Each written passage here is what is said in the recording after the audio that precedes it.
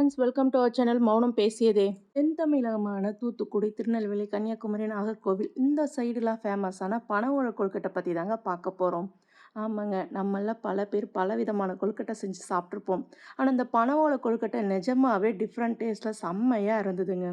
முழு பனவோல, அதுக்கப்புறம் பார்த்தீங்கன்னா 1 கப் அரிசி மாவு.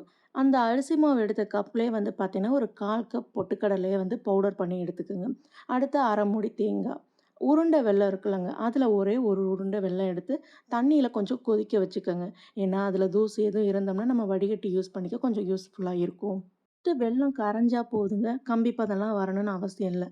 அடுத்து வந்து பார்த்திங்கன்னா 2 ஏலக்காய் தட்டி சேர்த்துக்கலாம். ஓலையோட சேர்த்து இந்த ஏலக்காயும் சேர்க்கும்போது நல்லா வாசனையாக இருக்குங்க. எள்ளு உங்களுக்கு பிடிக்கும்னா சேர்த்துக்கங்க, இல்லைன்னா வேண்டாம். எல்லாருக்கும் தெரிஞ்ச பிடி கொழுக்கட்டை எப்படி செய்வோம்? அது போல தாங்க மாவு நம்ம பதம் எடுத்துக்கணும். ஃபர்ஸ்ட்டு ஒரு பெரிய பவுல்ல நம்ம எடுத்து வச்சிருக்க அரிசி மாவு, இந்த பொட்டுக்கடலை பொடி, அடுத்து வந்து தேங்காய், 2 ஏலக்காவ தட்டி சேர்த்து, அடுத்து வந்து நம்ம வந்து எடுத்து வச்சிருக்க வெள்ள கரைசலையும் எடுத்துக்குவோங்க.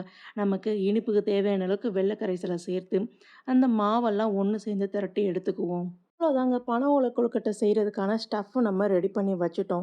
அந்த பூரணம் ரெடி பண்ணி வச்சுட்டு வந்து பார்த்திங்கன்னா, பனை ஓலையை நல்லா க்ளீன் பண்ணி, நம்ம எந்த ஸ்டீமரில் வைக்க போகிறோமோ அது சைஸுக்கு பனை ஓலையை கட் பண்ணி எடுத்துக்கலாங்க. ஸ்டீமரில் தான் செய்யணும்னு அவசியம் இல்லைங்க. நம்ம நார்மல் இட்லி பாத்திரத்துல இந்த பனை ஓலை கொழுக்கட்டையை செஞ்சுக்கலாம்.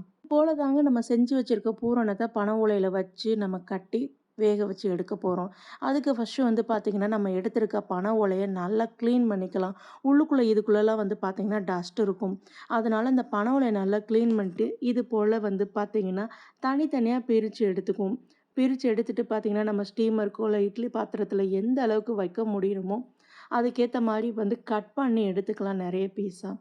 கட் பண்ணி எடுத்ததுக்கப்புறம் பார்த்திங்கன்னா, நம்ம ஆல்ரெடி ரெடி பண்ணி வச்சுருக்க அந்த பூரணத்தை ஒரு பனை ஓலையை எடுத்து ஃபஸ்ட்டு நான் அந்த வீடியோவில் காட்டுறது போல் அந்த ஸ்டஃப்பெல்லாம் வந்து கொஞ்சம் கொஞ்சமாக ஃபில் பண்ணிக்கலாங்க. ஃபில் பண்ணதும் பார்த்தீங்கன்னா, கொஞ்சம் லைட்டாக வந்து பார்த்தீங்கன்னா, அந்த பனை ஓலையை மூடிட்டு இது போல் அழுத்தம் கொடுங்க. அப்படின்னா கொஞ்சம் நமக்கு உதிர்ந்து கொட்டாமல் இருக்கும். வேக வச்சு எடுக்கும்போது அந்த பனை ஓலை ஷேப்லேயே நல்லா இருக்குங்க. இது போல் கொஞ்சம் அழுத்தம் கொடுத்துட்டு அதே ஷேப்பில் இன்னொரு பனை ஓலையை எடுத்து இப்போ நான் வீடியோவில் காட்டுறது போல் வச்சு க்ளோஸ் பண்ணிடுங்க. க்ளோஸ் பண்ணிவிட்டு வந்து பார்த்திங்கன்னா, நம்ம கட் பண்ணும்போதே எக்ஸஸாக பனை ஓலை வச்சுருப்போம். அந்த பனை ஓலையை வந்து பார்த்திங்கன்னா, நார்மலாக எப்படி ஒரு முடிச்சு போடுவோம், அது போல் முடிச்சு போட்டுட்டு இன்னொரு எண்டை வந்து பார்த்திங்கன்னா, அப்படியே அந்த பனை ஓலைக்குள்ளேயே செருகி விட்டுருங்க போதும். வேறெல்லாம் போட்டு ரொம்பலாம் கஷ்டப்பட வேண்டாங்க.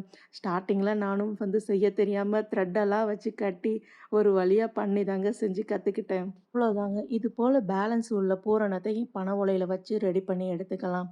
போல் நம்ம கொழுக்கட்டை எப்படி செய்வோமோ ஸ்டீமரில் இல்லை இட்லி பாத்திரத்தில் நம்ம தண்ணி வச்சு நம்ம ரெடி பண்ண இந்த ஸ்டப்பை வந்து உள்ளே வச்சிடலாங்க. வச்சு கரெக்டாக ஒரு 10 நிமிஷம் போதுங்க. நல்லா வெந்து வந்ததும் பார்த்தீங்கன்னா நல்லா பனை ஓலையோட வாசம் சூப்பராக இருக்குங்க. 10 நிமிஷம் கழித்து வந்து நம்ம ஓப்பன் பண்ணி பார்ப்போம். அப்படியே வந்து நம்ம வச்ச பனை ஓலை நல்லா வெந்து அந்த கலர் சேஞ்ச் ஆகி இருக்குங்க. ரெடி பண்ண பூரணமும் பனை ஓலையும் சேர்ந்து வெந்ததில் வந்து பார்த்திங்கன்னா நல்ல ஒரு மணமாக சூப்பராக இருக்குங்க. ஓப்பன் பண்ணி பார்ப்போம். ரொம்பவே ஈஸியானதுங்க, ஹெல்த்தியானதும் கூட. சின்ன குழந்தைங்க இருக்கிற பேரண்ட்ஸ் கண்டிப்பாக செஞ்சு கொடுங்க, ரசித்து சாப்பிடுவாங்க. அவ்வளோதாங்க, நம்ம சிம்பிள் அண்ட் டேஸ்டான பனை ஓலை கொழுக்கட்டை ரெடி ஆயிடுச்சு. டவுட்ஸ் இருந்தால் கமெண்ட்ஸில் கேளுங்க, ரிப்ளை பண்ணுறேன். இல்லைன்னா நம்ம சேனல் வாட்ஸ்அப் நம்பருக்கு வாட்ஸ்அப் பண்ணுங்கள், ரிப்ளை பண்ணுறேன். தயவு செஞ்சு கால் பண்ண வேண்டாங்க, மெசேஜ் பண்ணுங்கள், கண்டிப்பாக நான் ரிப்ளை பண்ணுறேன். இந்த வீடியோ பிடிச்சிருந்தா மறக்காமல் லைக் பண்ணுங்கள். சப்ஸ்கிரைப் பண்ணாத ஃப்ரெண்ட்ஸ்லாம் சப்ஸ்கிரைப் பண்ணுங்கள். அப்படியே பக்கத்தில் உள்ள பெல் ஐக்கானை கிளிக் பண்ணி ஆளுங்கிற ஆப்ஷன் கொடுங்க. அப்போ தான் நான் போடுற வீடியோ நோட்டிஃபிகேஷனாக வரும். தேங்க்ஸ் ஃபார் வாட்சிங்.